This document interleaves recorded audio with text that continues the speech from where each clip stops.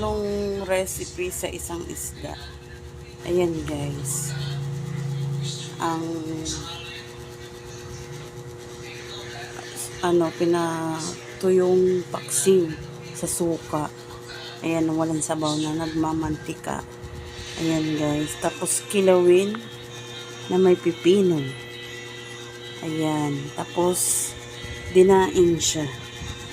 Dinaing siya guys. Ayan. Dinaing ko siya. Ayan. Binabad ko siya sa suka na may bawang. Ayan. Yan yung blessing na binigay na tatlong recipe ko ginawa para hindi siya umay kainin. Ayan guys. Thank you sa panonood. At salamat sa nagbigay sa aming ulam. Sariwang-sariwa siya guys. Sariwa siya ng nilinis ko.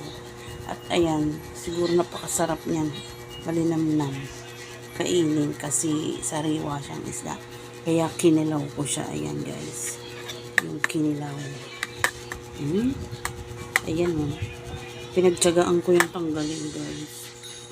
Itong asawa kong tumahil sa kilaw. Ako hindi eh. Ayan o. Wow. Yummy. Thank you sa panonood. Bye-bye.